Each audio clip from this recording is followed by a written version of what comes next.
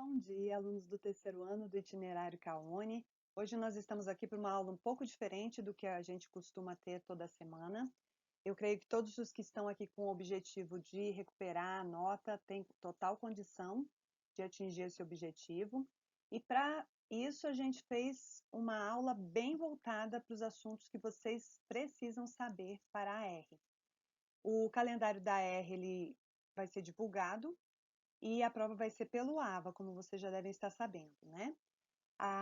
Os assuntos que a gente vai trabalhar na aula de hoje, eles são assuntos que já foram cobrados de vocês nas provas do primeiro trimestre, que são referentes à sequência didática 1, que é a ordem bipolar e Guerra Fria, e a sequência didática 2, que é temática ambiental na nova ordem. O assunto que a gente trabalhou a respeito do Estado como gestor do desenvolvimento e da soberania do território nacional, ele vai ser cobrado na 5, tá? Que é a prova do itinerário. Essa aula se destina a revisar os assuntos que já foram cobrados em provas e a gente vai tentar atingir o máximo aqui de assuntos hoje, tá? Os objetos do conhecimento é relacionado à ordem bipolar, Guerra Fria e suas múltiplas implicações, a transição da ordem bipolar para a nova ordem, e na temática ambiental, que é a sequência didática 2, as principais conferências mundiais e o desenvolvimento sustentável. Bom, esses são os assuntos que eu vou revisar aqui com vocês e todos eles estarão na prova. A sequência didática 1, que é a ordem bipolar, quais foram os assuntos estudados e que são importantes da gente revisar aqui, vocês saberem para a avaliação de recuperação? Eu fiz uma relação aqui dos principais assuntos. O primeiro, vocês têm que saber caracterizar o que foi a ordem bipolar. Então, prestem muita atenção na aula de hoje, porque aqui a gente vai fazer um resumo do que vocês precisam saber e que vai estar presente na prova, tá? Então, saber caracterizar a ordem bipolar, saber caracterizar a Guerra Fria e suas implicações econômicas, geopolíticas e tecnológicas, saber identificar os símbolos da chamada Guerra Fria. Coloquei ali símbolos entre aspas, né, porque na verdade eles passaram a ser símbolos, mas por conta do acirramento entre os dois polos hegemônicos. E mais para o final do século XX e início do século XXI, os motivos que levaram à transição da ordem bipolar para o surgimento de uma nova ordem mundial. Aqui, ó, eu coloquei uma atenção especial aos assuntos da avaliação de recuperação. Não vai ser assunto só do itinerário formativo. Ele vai ser, o assunto vai ser cobrado da base comum, que foi a aula 1, que o professor Adriano trabalhou na segunda-feira, dia 24. Esse assunto é 60% da prova. Que assunto é esse? A expansão do capitalismo como modo de produção, que foi a caracterização, né, e as transformações do espaço a partir da evolução do capitalismo, as políticas econômicas, modelos de organização da produção, os assuntos que o professor Adriano trabalhou na aula de segunda-feira. Além disso, tem alguns assuntos que têm a ver com esses tópicos aqui, porque nós tivemos alguns descritores e competências e habilidades bem semelhantes na parte da base comum. Eles se repetem, portanto, né, no itinerário Caone, e a parte de nova ordem, que ele trabalhou com vocês. Se tiverem dúvidas, revejam a aula de segunda-feira, certo? Antes de fazer a prova. E do nosso itinerário formativo, que é a aula 2 de hoje, é 40% da prova, certo?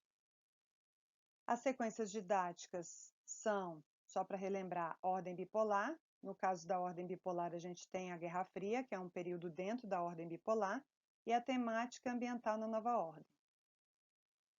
Uma coisa que eu quero lembrar também aqui, ó, a avaliação de recuperação ela vai ser composta de 30 scores, todos eles objetivos, e são questões de múltipla escolha e algumas questões de VUF.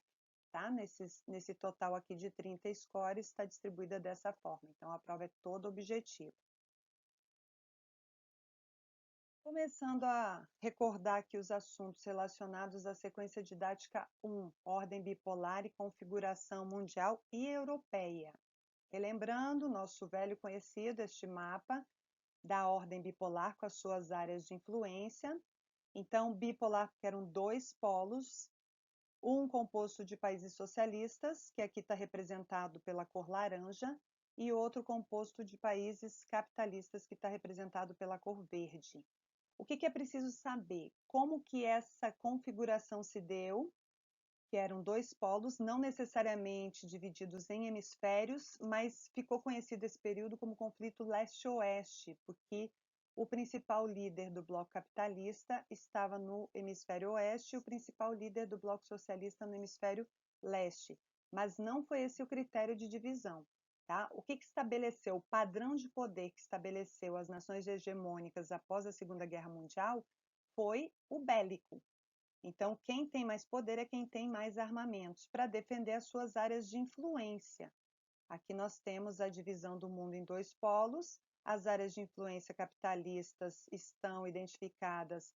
Aqui a principal área de influência é o continente americano, mas nós vemos aqui que na Europa Ocidental, grande parte da África, sul e sudeste da Ásia foram áreas que se alinharam ao capitalismo.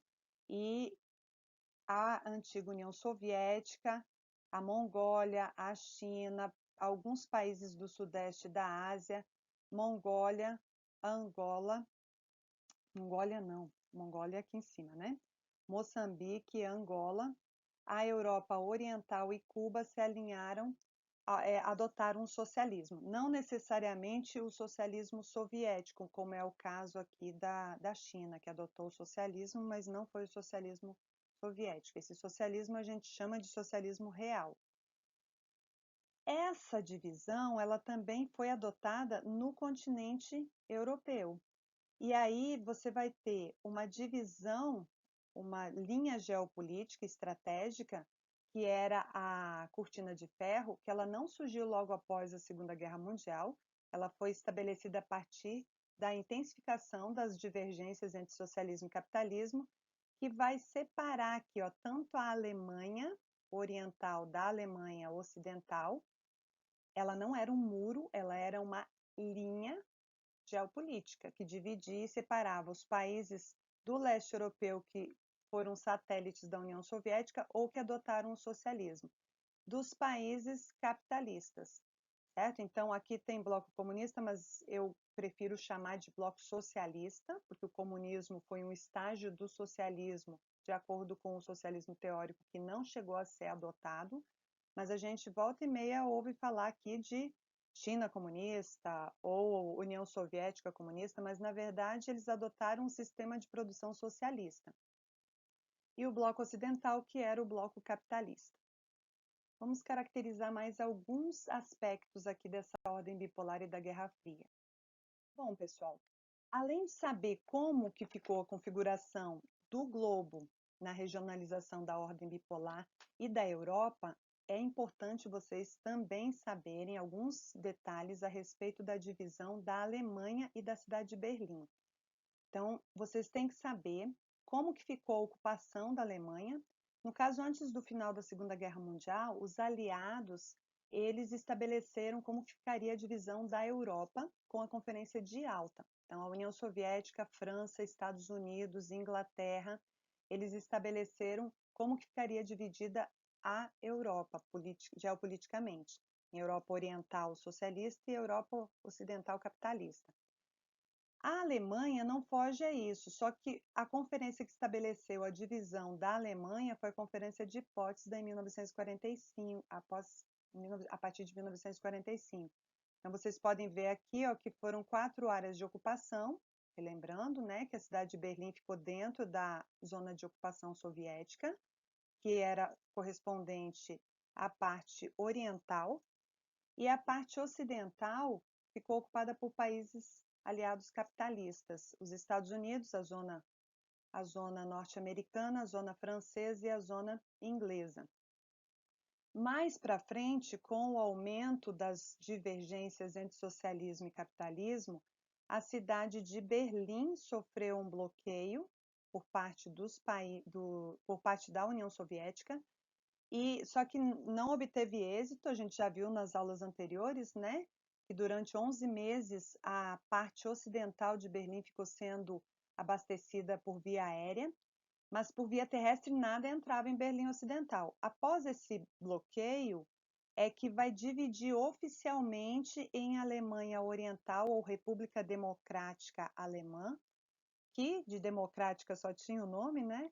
E República Federativa Alemã, que era a Alemanha Ocidental. O Muro de Berlim, vocês podem ver aqui, ó, que essa linha que divide a Alemanha Oriental e Ocidental, ela coincide com a linha geopolítica da Cortina de Ferro. O Muro de Berlim, ele foi construído mais tarde, na década de 60, foi um dos símbolos da Guerra Fria, assim como a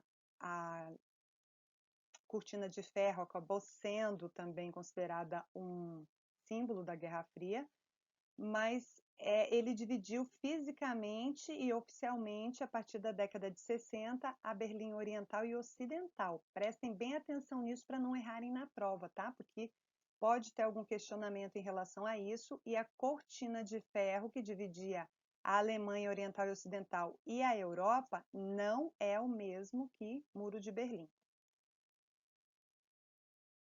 Aqui só para a gente perceber direitinho, numa escala um pouco maior, ó, o Muro de Berlim aqui dividindo a cidade de Berlim, o setor soviético, dos 3 outros setores, e após a construção do muro, na verdade, após a divisão oficial, né, da Alemanha Oriental e Ocidental, a construção do muro ela só vai ocorrer na década de 60, por conta desse aumento das divergências.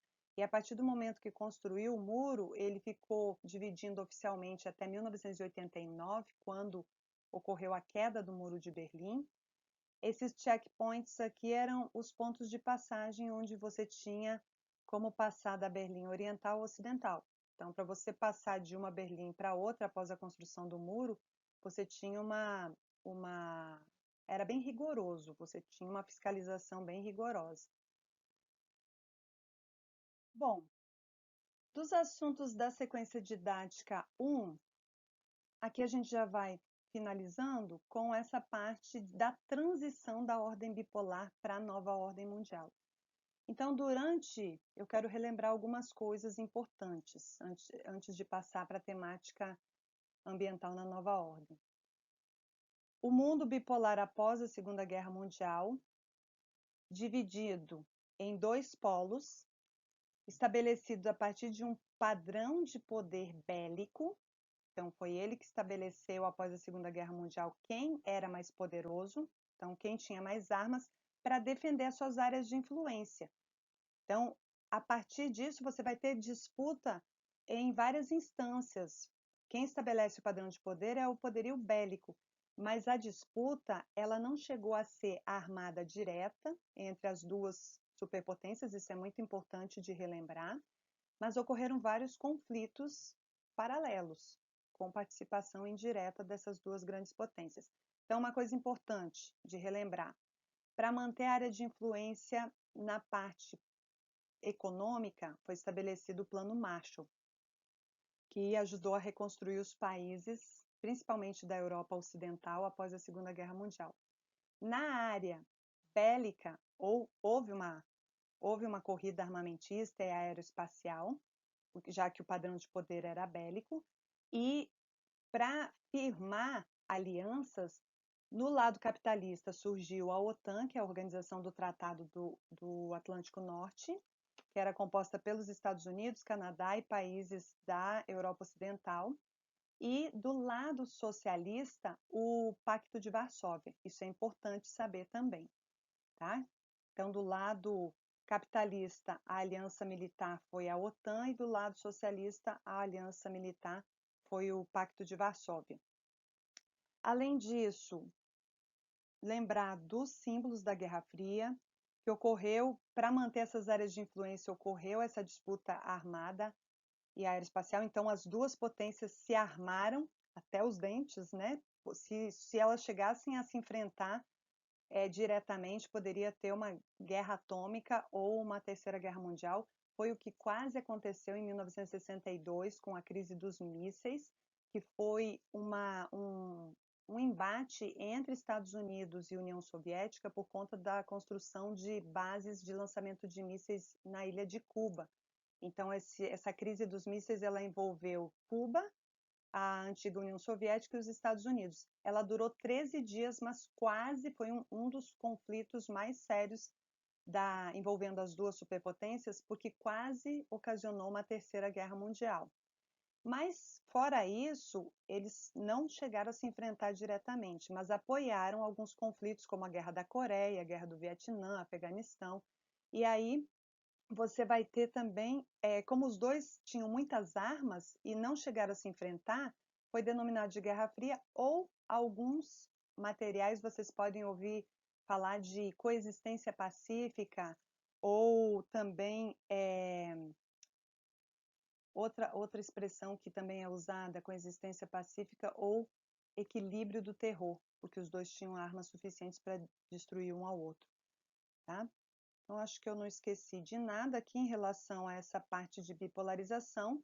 Alguns fatores que levaram a passagem, a transição dessa ordem bipolar para uma nova ordem mundial, que vai estabelecer 3 polos de influência e alguns polos emergentes, uma divisão que vai substituir o conflito leste-oeste, vai passar a ser a norte-sul, que ela é socioeconômica, baseada em indicadores econômicos e sociais. E aqui nós temos os 3 polos, Estados Unidos, na Europa Ocidental, a Alemanha e o Japão com as suas respectivas áreas de influência. E é bom lembrar, o professor Adriano também salientou isso na aula de segunda-feira, dos polos emergentes, né, com destaque aos países dos BRICS e também a China e os países do Oriente Médio, tá certo? Uma coisa que eu quero lembrar é as mudanças que ocorreram no Bloco Socialista. O Bloco Socialista ele adotava uma economia planificada, diferente da economia de mercado adotada no Bloco Capitalista. E como entrou em crise, eles investiram demais em armamentos, em indústria de base, acabou tendo uma defasagem tecnológica do Bloco Socialista em relação ao Bloco Capitalista. E aí, para tentar minimizar um pouco isso, no final da década de 80, Mikhail Gorbachev ele implanta algumas medidas de reestruturação econômica e abertura, transparência política. Tá? Isso não foi suficiente para evitar que ocorresse a dissolução da União Soviética em 1991, dando fim à ordem bipolar e surgimento de uma nova ordem mundial. Essas duas reformas que eu falei para vocês que ocorreram na década de 80, eu quero que vocês saibam. Então, respectivamente, a reforma, a transparência política foi a glasnost e a abertura econômica foi a perestroika. Vamos passar para a temática ambiental na nova ordem. Aqui nós temos os principais assuntos da sequência didática 2, que é relacionada à temática ambiental na nova ordem. Vamos ver os assuntos estudados e que são importantes, eles vão estar, todos esses que eu estou revisando, eles vão estar, vai ter algum item ou questão em relação a esses assuntos na prova, assim como os que eu falei da sequência didática 1. Crise ambiental, o que vem a ser essa crise ambiental, né? Principalmente a partir da Revolução Industrial, você vai ter uma maior demanda por matéria-prima e recursos energéticos.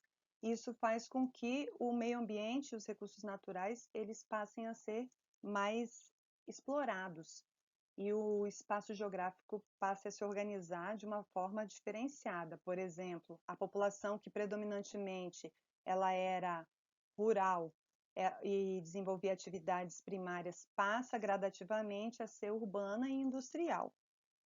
Isso vai exigir mais do meio ambiente. Além disso, saber as principais conferências mundiais. Eu vou falar nos próximos slides quais foram as principais e as principais características, tá? O que vem a ser o aquecimento global, que é uma das principais consequências. O aquecimento global é o acirramento do efeito estufa e é devido à ação antrópica. Os principais acordos o que vem a ser o desenvolvimento sustentável. Só para relembrar aqui, eu falei da crise ambiental, mas no século XX, as primeiras reuniões feitas para tratar de assuntos relacionados à política, a meio ambiente, à economia, né? Esse Clube de Roma, ele foi um grupo de pessoas famosas que se reuniam periodicamente para debater alguns assuntos relacionados à política, meio ambiente, e ele foi fundado no final da década de 60, 1968. Ele existe até hoje, mas como uma organização não governamental. E o que tem a ver aqui esse Clube de Roma com as conferências mundiais? Eles passaram a debater alguns assuntos que foram falados na primeira Conferência Mundial de Meio Ambiente proposta pela ONU em 1972.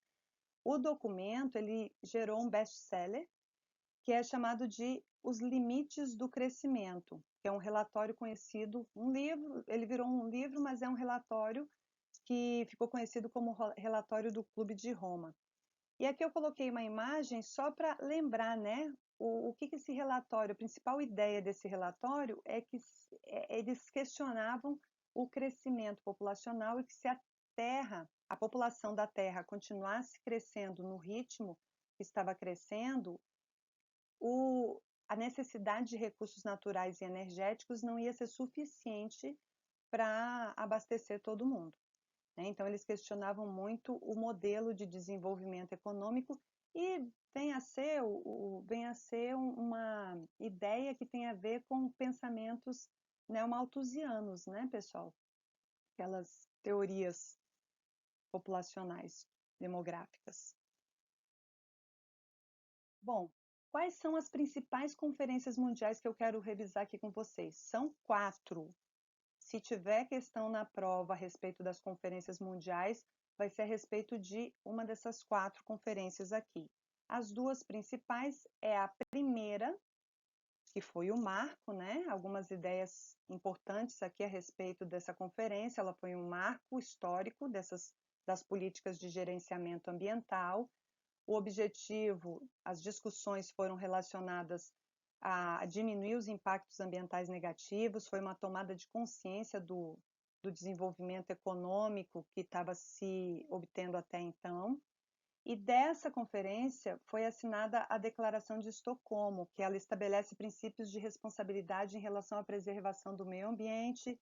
Dessa reunião também saiu um plano de ação, e a partir dessa reunião foram criados alguns organismos ligados à ONU, como, por exemplo, o PNUMA, que é o Programa das Nações Unidas para Meio Ambiente, que é uma instituição ligada à ONU para tratar de assuntos ambientais.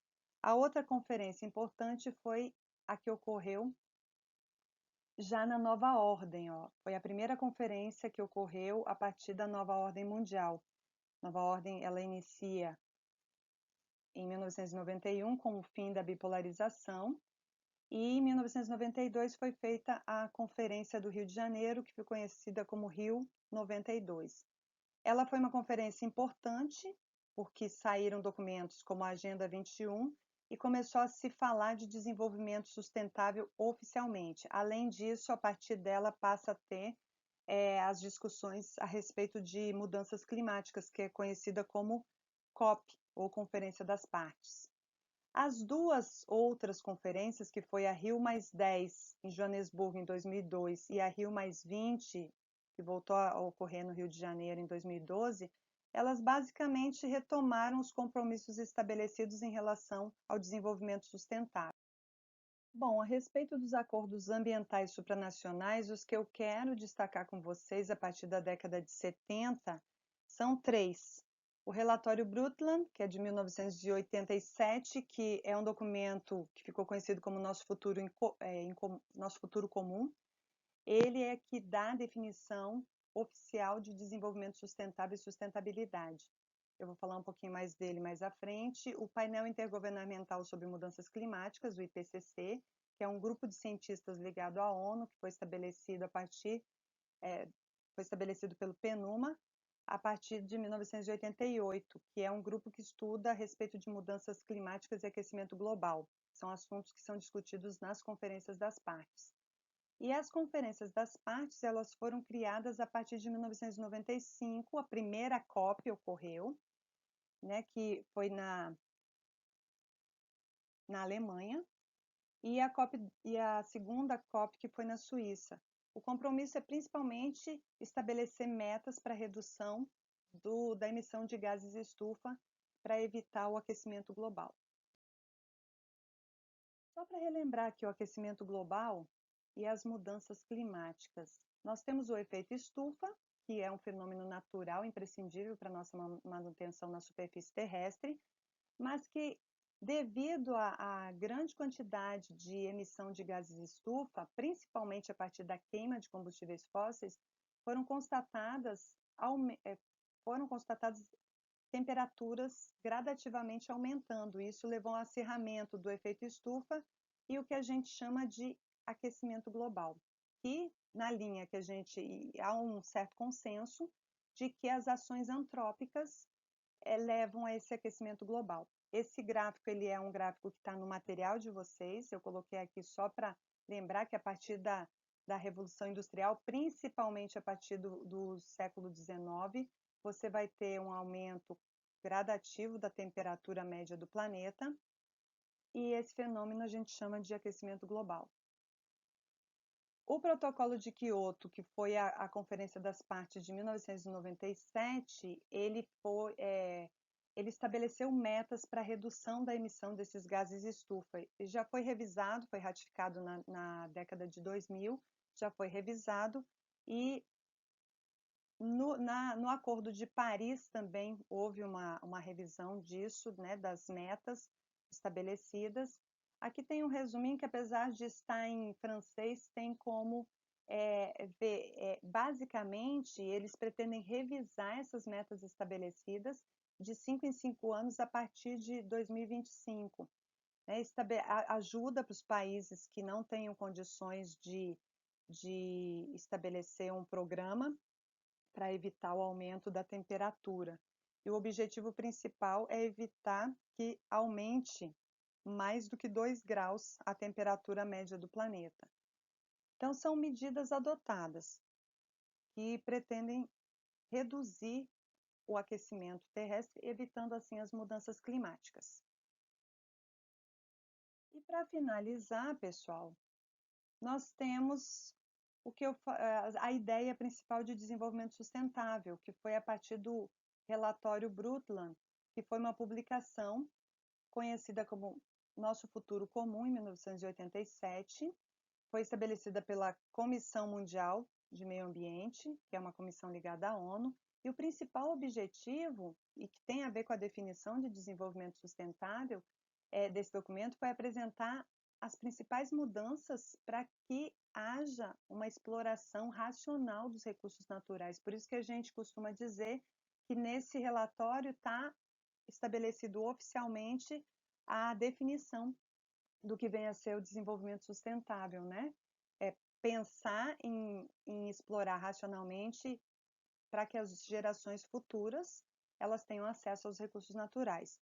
E esses princípios do desenvolvimento sustentável e da sustentabilidade, ela está baseada nesses 3 princípios aqui, ó.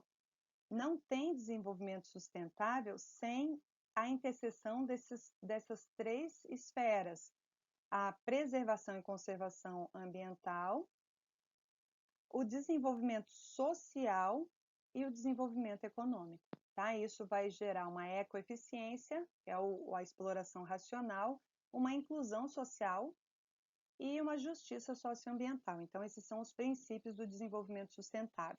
E para finalizar aqui, o Brasil ele estabeleceu uma agenda chamada de Agenda 2030, com os objetivos a respeito de desenvolvimento sustentável. Vocês podem ver que não tem só relacionado ao meio ambiente, ó.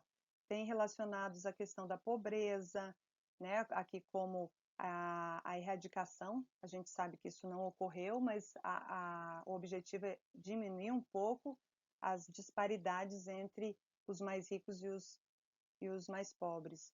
A questão de educação, de qualidade, né? Uma série de medidas que tentem equalizar isso aqui, ó. esses três princípios. Bom, e com isso a gente termina a nossa revisão, para não perder o costume, onde encontrar o conteúdo, principalmente aqui no bloco de recuperação, mas se vocês tiverem alguma dúvida, as referências no material das aulas anteriores, tá? No AVA, no livro-texto de vocês, o volume 2 e o volume 3, no suplemento de revisão, o tema 13 e o tema 17. Então, eu espero que vocês saiam bem na prova. Se tiverem qualquer dúvida, procurem o fórum de dúvidas, tá? E tudo de bom para vocês. Tchau!